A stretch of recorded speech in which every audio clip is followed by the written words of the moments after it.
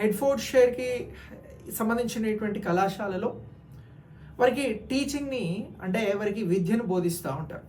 భారతదేశానికి సంబంధించి భారతదేశంలో మాట్లాడేటువంటి భాష, భారతదేశంలో మొఘల్ పరిపాలన చేస్తూ ఉండే వారికి సంబంధించిన అరబిక్ కానీ పర్షియన్ కానీ, అలాగే భారతదేశంలో మనకి సంస్కృత భాష ఉండే దానిని, బెంగాల్కి వెళ్తే బెంగాల్, తెలుగు రాష్ట్రాలకు వెళ్తే తెలుగు, కర్ణాటకకి వెళ్తే కన్నడ, కేరళకి వెళ్తే మలయాళం.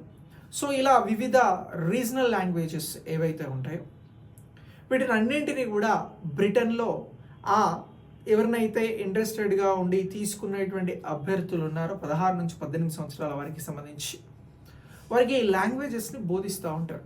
భారతదేశంలో మాట్లాడేటువంటి భాషలు, సర్వీస్ రిలేటెడ్గా ఎలా ముందుకెళ్ళాలి అనేటువంటి అంశాలను బోధిస్తారు. సో ఇలా వీటిని బోధించడంలో కీలకంగా ఎవరు కనబడతారు అని అంటే చామ్నీ గారు, జాన్సన్స్ గారు. సో ఈ ఇద్దరు కూడా వివిధ భారతీయ భాషలను బోధించేటువంటి అధ్యాపకులుగా కొనసాగుతారు.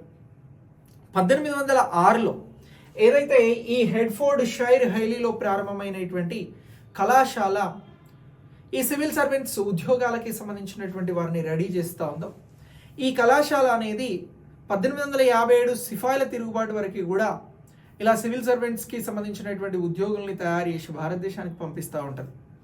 అయితే 1857 సిపాయిల తిరుగుబాటు, సిపాయి మిటిని తరువాత భారతదేశంలో క్రౌన్ రూల్ వస్తారు 1858లో.